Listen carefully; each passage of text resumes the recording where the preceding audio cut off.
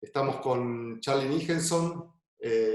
Charlie es bueno, un gran artista argentino, un referente, sobre todo para aquellos que salimos del palo de lo que aquello que se llamaba en los 90 videoarte.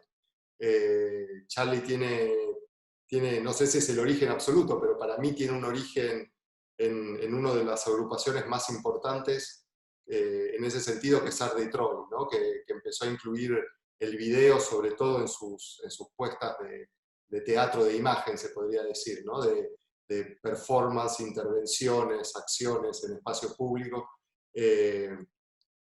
incluyendo el video. Y de hecho encuentro ¿no? ahí como un origen que vos mantuviste en tu producción, como que la búsqueda sigue ahí, ¿no? En una imagen que fuiste obviamente perfeccionando y modelando en tu propia búsqueda, ¿no? Lo central que nos gustaría conversar es sobre la naturaleza, ¿no? Sobre el medio ambiente, pero sobre todo sobre la naturaleza, que en tu producción es protagonista, ¿no? Hay como dos ejes evidentes en tu producción, que es esa articulación entre los espacios, esos paisajes contundentes, esas expresiones brutales de la naturaleza, y esos sujetos que están ahí que son como, ¿no? Mínimos, como inmóviles, como que son parte casi del paisaje, como que no tienen un accionar sobre esa naturaleza. Pero más allá de lo que yo estoy describiendo, que es la imagen, a mí me interesa sobre todo no tanto la estética, sino la poética, o sea, todo el proceso que hay detrás y tu vínculo con ese proceso. Alguna vez te escuché decir que necesitabas salir de la ciudad para empezar a activar esa instancia de creación, ¿no? Esa actividad creativa, o de creación, mejor dicho. Lo escuché en una de las tantas entrevistas que te escuché y que te leí, así que quizás eso no aplica a todos tus proyectos, pero creo que quizás sí, que quizás atraviesa, hay Ya, algo de eso en diferentes niveles en todos tus proyectos. Entonces, me gustaría primero comprender eso, que nos cuentes un poquito, que nos hables un poquito de ese vínculo, de ese encuentro con la naturaleza como primer paso en los procesos de creación. a ver, te cuento un poquito como por dónde lo veo. Eh, yo entiendo que hay como un umbral que hay que atravesar, y a partir de que atravieso ese umbral, entro en un modo, digamos, de creación poética, y ese umbral que cruzo tiene que ver con irse del lugar donde estoy para entrar a lo que podríamos hablar de una realidad extraordinaria, ¿sí? Algo que está fuera de los carriles comunes de la vida, ¿sí? Eh, entonces yo trabajo permanentemente en ese límite y buscando atravesarlo. Cuando lo atravieso entro en ese modo de creación, si se quiere, eh, que me conecta con una idea de lo poético. ¿Sí? Para mí el arte es simplemente algo como muy amplio. Bueno, está ese quiebre, ¿sí? Hay que llegar a ese punto de quiebre y a partir de ese punto de quiebre estamos en un estadio diferente. Eh, ese punto es el que a mí me emociona, me llama y me exige ir hacia él, hacia ese punto, ¿sí? Ese sería como una idea introductoria de lo que sería pasar ese umbral. Bien, bien. Después vi que hay proyectos específicos de los que quizás podemos hablar. Ujú. Vi, por ejemplo, en el ciclo en el ciclo de la intensidad, supongo que hay un correlato con esa obra que sale de Arte de Troy, que se llama Un acto de intensidad. Hay una continuación Por supuesto. donde en el ciclo de la intensidad de golpe aparece una tormenta en el fondo, ¿no? Y es así como wow, ahí aparece la naturaleza de estas maneras que lográs que aparezca en tu obra y que uno se sorprende porque dice, ok, esto no es un efecto especial, esto no es una construcción, esto no es un fotomontaje, esto es un relámpago en el fondo, esto es una tormenta real, es la naturaleza manifestándose, cómo es que se maneja desde la instancia de la creación. Para lograr ese punto donde se atraviesa y se entra en una realidad extraordinaria, digamos, hay todo un planeamiento en el cuidado de la gente que está trabajando en el equipo y de la gente con la que me voy a encontrar. Y hay como una investigación a encontrar exactos ciertas características, es decir, depende del caso, pero voy a buscar, en el caso que vos estás nombrando, el ciclo de la intensidad, estábamos buscando específicamente llegar en el momento donde calculábamos que entre diciembre y enero son los momentos de tormenta. Entonces, los proyectos se adaptan, se ajustan y están en relación con la naturaleza y con lo que se está buscando, ¿sí? Y en general son casos muy específicos. Cuando voy a buscar una tormenta porque estoy buscando o estoy intentando que la situación suceda durante un instante arrebatado del universo, bueno, hay un proceso de investigación muy preciso para irlo a buscar. Después, obviamente, esas cosas se pueden producir o no, ¿sí? O sea, siempre estamos o estoy atado a lo que la naturaleza y el universo brinde. Pero digamos que no hay casualidad, ¿sí? O sea, puede aparecer o no, pero no hay casualidad. Bien. Hablabas del equipo con el que trabajas, del equipo humano con el que trabajas. Ya. Si vos tenés tu equipo de producción, hay un colega que conocemos, Juan Pablo Forlat, que es tu compañero en muchas producciones, o creo que en las últimas al menos, en la mayoría de ellas, Sí. que eso es un equipo propio, pero después vos, más allá de eso, trabajás seguramente con otro equipo de profesionales por cada proyecto y con personas del lugar, Uh-huh. ¿no? ¿Cómo son esos primeros acuerdos de trabajo, esos primeros vínculos que son vínculos humanos? Porque vos hablas de una realidad extraordinaria, que es un concepto que me encanta, pero trabajás con gente que en realidad esa realidad es el cotidiano para ellos, ¿no? De alguna manera. Quizás Ya. la instancia creativa, la instancia creadora lo extraordinario, pero cómo confluyen esas dos, cómo se genera ese encuentro, ¿no? Entre esas personas. Por ejemplo, en Dead Forest, ¿no? Que es un trabajo que a mí me encanta, un proyecto que a mí me encanta. Bien, a ver, en el caso de Dead Forest estamos hablando de Amazonia, estamos hablando de el proceso que están realizando en general todos los gobiernos sudamericanos para abastecerse de electricidad y poder, bueno, abastecer sus necesidades eléctricas. Y en términos generales, en Sudamérica esto dio por resultado una serie de embalses y represas a lo largo de los mayores cursos fluviales para obtener esa energía. Obviamente, al generar estos embalses se producen catástrofes naturales de envergaduras de acuerdo a cada lugar específico. En el caso de lo que está sucediendo en Amazonas, bueno, básicamente todo el Amazonas está, probablemente deben haber 40 represas, entre las que están already construidas y las que se están en proceso de construcción, y esto implica desplazamientos de las tribus originarias de sus lugares ancestrales.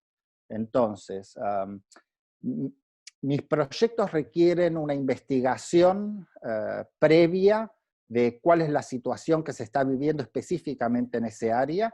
Por lo tanto, yo llego y conozco, aunque sea en términos genéricos, cuál es la situación que está viviendo las distintas poblaciones de esta región. Bien, y el punto es que durante los procesos de investigación yo intento entrar en contacto con estas poblaciones a través en general de una persona. ¿Sí? En general hay un poblador, alguien de la región que es el que abre de alguna manera la puerta y permite un desembarco, si se quiere, en esta nueva realidad. ¿Sí? En el caso del Amazonas es un pescador que en medio de la investigación por internet yo empecé a ver en sucesivas fotos, en medio, o sea, a ver, el paisaje de Dead Forest es un paisaje muy alucinado, en el cual es básicamente un paisaje acuático con árboles muertos que salen del agua, ¿sí? Que es el proceso posterior, obviamente, a la inundación, en este caso del río Guatuma, ¿sí? Que es un afluente del Amazonas. Bueno, y esta persona aparecía en reiteradas oportunidades en un pequeño bote con un tucunaré, mostrándolo a cámara, muy contento de que había sacado un tucunaré, y esa era su vida. Y obviamente después de encontrarlo en una serie de situaciones diferentes, siempre la misma persona, dije, ok, esta es la persona. Logré encontrar su nombre, investigar un poco, ver lo que sucedía alrededor de él. Es una persona eso, que tenía una serie de pequeños botes de pesca en este lago artificial, que es el más grande de Sudamérica, desconocido, pero bueno, es el lago artificial más grande de Sudamérica en medio del Amazonas. Es el lago de Balvinas, la represa es la represa de Balvinas. Bueno, y esta persona, esta represa se encuentra en la entrada de la reserva Guaymirí-Atroari. ¿Sí? Los Guaymirí y los Atroari son dos tribus históricamente enfrentadas, pero que bueno, con los años se convirtieron en un núcleo duro de resistencia contra el hombre blanco, y el avance de la ganadería, básicamente, en esa zona, y de los buscadores de oro, de distintos recursos minerales del área. A través de esta persona, él me pone en contacto, y entramos en contacto y empezamos a trabajar con descendientes de estas tribus Guaymirí-Atroaris, y es con ellos con los que desarrollamos el proyecto. Y bueno, no es un caso aislado, es de alguna manera, es un modus operandi de mi sistema de trabajo, ¿sí? En este caso, específicamente en el Amazonas, con esta tribu, a través de esta persona. Pero si nosotros los vamos a poner en otros trabajos, supongamos en el trabajo en los hielos patagónicos, por ejemplo, que es con un grupo de rescate de alta montaña, ¿sí? Pero el mismo proceso de trabajo es decir, encuentro una persona, esa persona me introduce a su grupo de trabajo, y con ese grupo de trabajo establecemos un sistema en el cual, perfecto, esa realidad extraordinaria que es para mí, para ellos es su realidad común, ¿sí? Y juntos la convertimos en algo poético, en el mejor de los casos. Me encanta este proceso porque generalmente no se habla, no están estos datos. Uno ve la imagen, pero no encuentra ese trabajo quizás de meses y meses de investigación, de encontrar cuál es el lugar, luego encontrar desde qué ángulo encararlo y encontrar esto, ¿no? Que es esa llave de entrada, esa persona clave, como para poder acceder al lugar que para uno es desconocido y es extraordinario. Eso es buenísimo. Supongo que que después llegar ahí es toda una aventura personal, una aventura de equipo y además una aventura entrelazada, ¿no? Y de manejo de cierto poner en juego el azar, ¿no? Estar como dialogando con el devenir de las cosas, ¿no? Con una autopuesta en escena que vos tenés que apropiarte, ¿no? Digamos, hay un universo ahí, ese universo natural tiene su lógica interna y visual propia, y vos ahí te lo apropiás, pero más allá del momento de la apropiación de eso, del momento de hacer de eso obra, hay toda una instancia de producción, como vos lo estás diciendo, que tiene mucho de aventura. Yo lo que me gustaría preguntarte es si vos entendés que toda esa aventura, más allá de la imagen, ¿no? Final, si toda esa aventura resuena de alguna manera en tus imágenes, en la propuesta final de la obra. Yo creo que en mi trabajo es tan importante lo que no se ve como lo que se ve, ¿sí? Entonces, ahora, claro, ¿cómo tamizar este criterio con relación a lo que podría ser un público? Bueno, esto va más allá de lo que yo puedo manejar o no, digamos, simplemente forma de una parte natural de mis procesos, ¿sí?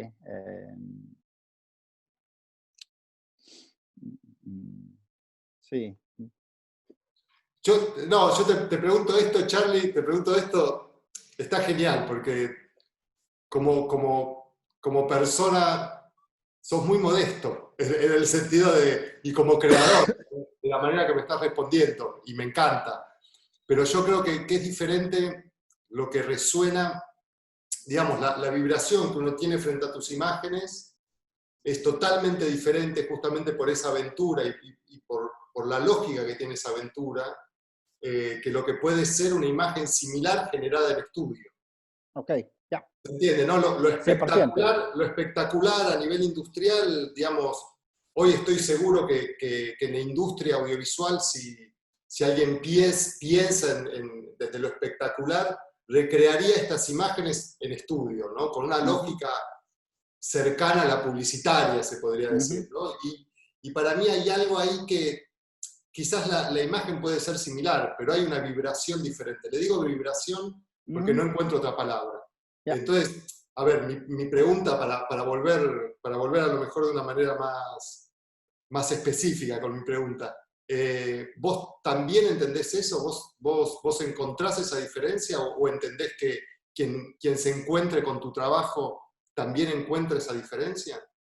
Para mí una parte como que es súper importante como de mi trabajo, a diferencia de lo que podríamos hablar de una apuesta cinematográfica, ¿sí? Que es lo que pasa delante de la cámara y lo que pasa atrás de la cámara, o las personas que están involucradas adelante y atrás de la cámara están bajo las mismas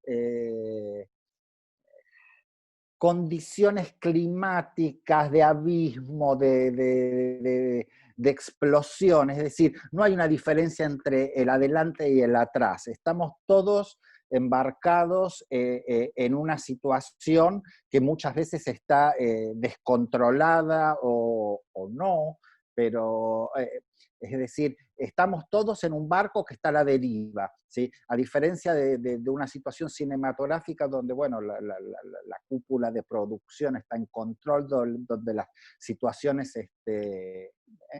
hay un control, acá no, acá el que está al control es el universo y estamos todos a la deriva, juntos en esto. En el mejor de los casos eso es transmitible al público, y en todo caso forma parte más allá de lo que se pueda o no transmitir, porque uno como creador puede a veces transmitir algo importante o no, pero forma parte de lo que es esta experiencia de este flotando sin rumbo. Bueno, yo entiendo que a partir de ese punto estamos hablando de una poética. Buenísimo, me encanta. Y hay algo ahí que también mencionaste recién cuando hablabas de tu forma de trabajo y de producción. Y voy a hacer esta pregunta que es un lugar común y que para mí es sumamente polémico, pero porque yo cuestiono mucho personalmente esto que te voy a preguntar, y cuestiono muchas veces las situaciones donde aparece esta pregunta, pero me parece interesante sumar puntos de vista, ¿no? Vos hablaste de determinadas cuestiones económicas, políticas, antropológicas. En ese sentido, ¿vos pensás que tus trabajos y los trabajos en general que cruzan la naturaleza desde diferentes posiciones pueden tener algún poder transformador en la sociedad? Yo soy un poco descreído de todo. O sea, yo creo que el ser humano no tiene ni perdón ni olvido. Es decir, no sé hasta qué punto puede haber transformación. Yo creo que la transformación se da a niveles internos. O sea, cuando hablamos de transformaciones, lo que finalmente yo me pregunto es, yendo a lo mínimo del universo, ¿cuál es la transformación que ha surgido en mí? ¿Sí? Es decir, ¿qué es lo que he visto que me ha cambiado? ¿Qué es lo que he visto? ¿Qué es lo que hemos vivido juntos con otra gente que ya no es posible de no vivirse? Es decir, es algo que ya nos une para siempre. Entonces, para mí esas son las transformaciones. El ser humano no, el ser humano está perdido. Me encanta, es un gran final. No, dame títulos. Muy buen punto final, Charlie. No, seguramente no es el esperado. Está muy en línea con lo que yo creo o percibo en todo caso. Eh, Bien, ¿te parece que en esta relación creación-naturaleza nos está quedando algo ahí en el tintero para conversar? ¿Algo que te gustaría acercar? Para no, sobre todo para que el cierre no sea que como humanos estamos perdidos, que es un cierre que a mí me encanta, pero me gustaría tener una alternativa. Bien. No sé si servirá o no, simplemente te puedo hacer como unos relatos de cómo imagino quizás algunas cosas. Por ejemplo,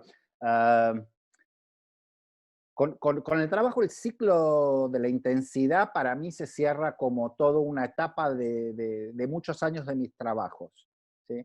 Es decir, es de alguna manera es de alguna manera el capítulo final de toda una serie de cosas que he venido desarrollando, ¿sí? Que de alguna manera conecta con mis primeros trabajos y los últimos, y ya los primeros y lo último ya se pierde en la bruma y es simplemente algo que simplemente queda estable a través del tiempo, ¿ya? Y Y cuando terminó este último trabajo, que a la vez es un proceso, por eso no es, o sea, cuando ponemos la idea de un punto final es raro, digamos, el ciclo de la intensidad, digamos, eso, conecta con 30 años atrás, pero también con una serie de trabajos que se hicieron uno atrás de otro en el altiplano, pero bueno, de alguna manera eso, en estos momentos lo siento como un cierre de toda una época, ¿sí? Y en estos momentos es como que se abre otro capítulo, ¿sí? De alguna manera yo tiendo como a situar como si fueran capítulos claramente de un libro, ¿sí? De alguna manera ese capítulo está, en estos momentos lo pasamos, se puede volver, pero en estos momentos se pasó y estamos entrando en otro capítulo uh, que denomino estrategias de regeneración. Estrategias de regeneración es esta etapa nueva que se abre y de la cual es complejo hablar porque es algo que no sé todos los caminos hacia qué punto van a confluir, ¿sí? Pero de alguna manera estoy, por primera vez de alguna manera saco al ser humano del medio, ¿sí?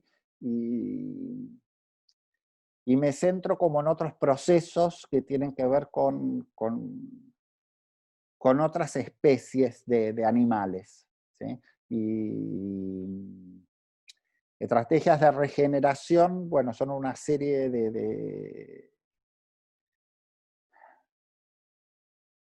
de lugares extraordinarios donde se produce un lugar positivo para que se regeneren pájaros de una región que ha sido afectada por la acción del ser humano.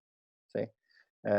Entonces, estoy trabajando a partir de dos rutas, o sea, vamos de vuelta al punto.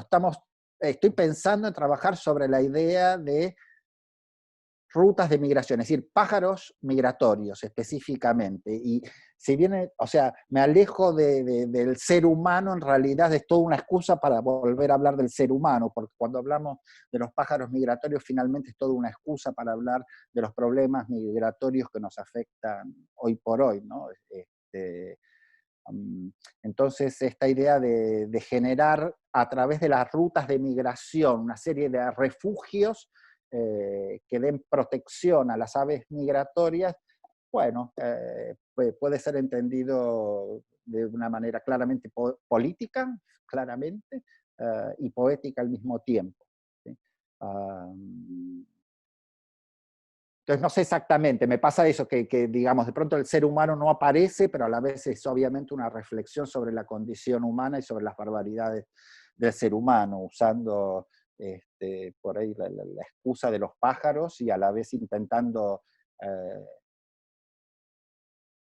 no brindar una solución ni mejorar, pero bueno, intentando generar al menos un espacio positivo. ¿Sí? Entonces, bueno, esto es ahora, digamos, el lugar donde estoy. Me gustaría mostrarte una imagen, ¿sí? De esto. Y acá tenemos, digamos, una idea, digamos, de esta instalación, que básicamente está basada en nidos de horneros, ¿sí?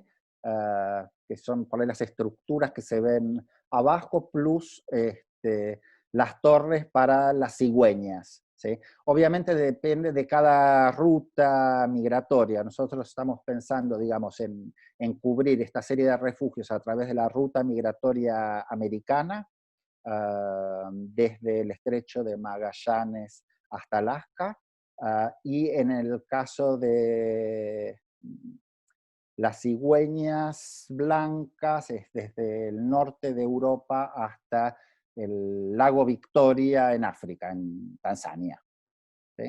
Es decir, y cada una de estas estructuras obviamente va a tener variaciones con relación al tipo de pájaros o al tipo de necesidades que hay en cada región específica. Ok, paso así de vuelta. Otra pequeña imagen, digamos, del mismo criterio. Este, Muy bueno, increíble. Pero bueno, básicamente es de vuelta. Y en este caso se parte del nido de hornero principalmente como ave sudamericana, aunque bien obviamente el hornero no es un ave migratoria. Y por el otro lado la cigüeña blanca en la ruta europea africana. ¿Sí? Um, Así que bueno, espérate que saco acá esta parte, stop share. Ya volvemos aquí. Buenísimo, buenísimo porque sacás al hombre o al humano o a las personas de la imagen y construís entorno, Sí, ¿no? a la vez el proceso sigue siendo igual, es decir, porque, digamos, yo estoy obligado, por ejemplo, supongamos en Tanzania, en los alrededores del Serengeti, en establecer una relación con alguien que abra la puerta, establecer una relación con la comunidad local, ¿sí? de pobladores, que puedan resultar de diferentes o etnias, o bueno, se pueden dar una serie de situaciones diferentes, en cada caso es siempre diferente, pero básicamente se establece esa comunicación, esa interrelación con población local y una interrelación que sea positiva, tanto para ellos, para mí, en este camino, es decir, bueno, es posible que trabajemos alrededor plantando ciertos cereales para los pájaros que no contengan pesticidas, es decir, cuáles son las cosas que podemos cambiar y cuáles no, obviamente, o cuáles pueden ser beneficiosas para todos, puede esto ser funcional. En todos los casos siempre y en cada región, en cada biotopo específico que se genera, bueno, requiere una investigación y un descubrimiento de alguna manera de qué podría ser positivo y cómo poder llevarlo a cabo bueno, con gente que tiene obviamente diferentes formaciones, necesidades espirituales, cosmológicas, etc. Buenísimo. Finalmente llegamos a la transformación, ¿no? Porque quizás no en un nivel, obviamente, como el que nos estábamos refiriendo, que es, ¿no? Que es el nivel político, en tanto organización de la poli, en tanto un modelo, pero acá hay una transformación de hecho, ¿no? De diferentes espacios, de diferentes ambientes. Sí, en principio, sí, podemos hablar de una idea como sumamente positivista, ¿sí? A la vez, bueno, también hay que encontrar su punto filosófico y conceptual exacto, ¿no? Porque a la vez está haciendo modificaciones que pueden funcionar o no, pueden ser positivas o no, ¿no? De acuerdo a quién las lleve a cabo y cómo, pueden ser realmente favorables o pueden ser un horror. Con lo cual, bueno, también es interesante pasear por esos límites, encontrar cuáles son los puntos, intentar encontrar las características positivas de esto, ¿no? Buenísimo, Charlie. Hermoso el proyecto.